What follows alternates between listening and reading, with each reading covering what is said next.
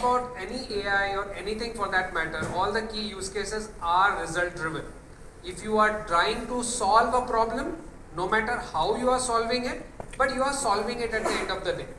Whether it is, for example, the quality part of it, which is a very big aspect, so end of the line machine inspection.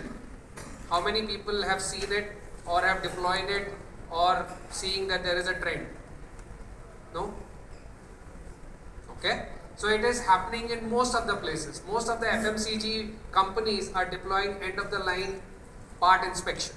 Whether it is on the automotive side, whether it is on the FMCG side, whether it is just plain simple soap wrapping and all of that, right? Because you don't want your brand to be losing the value because there's a smudge something that is happening or there is a misprint that has happened.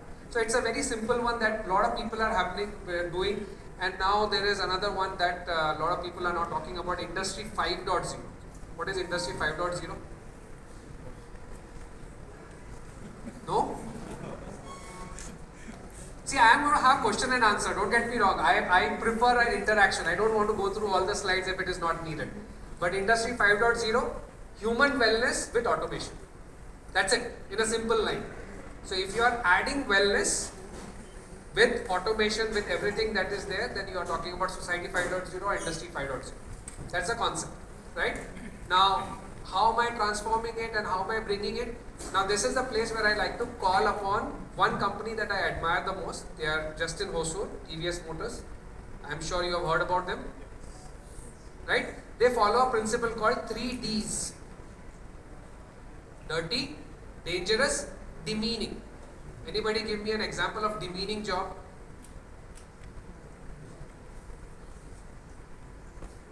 I'm sure you have heard about so many deaths when people are cleaning septic tanks. Heard about it? It's a demeaning job at the end of the day. And it is dangerous also at the end of the day. Does it make sense to have automation there? Yes. So that means if you are working on a boiler plant, on a chemical factory or something else, if you add an inspection system on that, now you are creating value and well-being for the humans who are supposed to do that. Correct? Dirty, for sure. If there is too much of work, strain or whatever, that dangerous, for example. Right?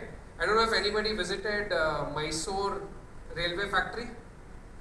They are very open. You can just go ahead and have a look at it. No? Plan. Just go there once. They are quite open for you. You know that there are bearings under train compartments, I'm sure, right?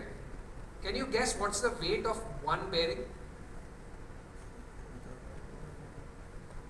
Take a wild guess, 5 kgs? Huh? 50 is too big. Little bit. Somewhere. It's 35 kgs, one bearing. Okay? And somebody has to, each bearing should last you around 1 lakh kilometers to 1,50,000 kilometers. That's a typical life of one bearing. Somebody has to, after a particular period of run, which is around 50,000 kilometers to 1 lakh kilometers, that bearing has to come back, it has to be removed, inspected, put back again and do it.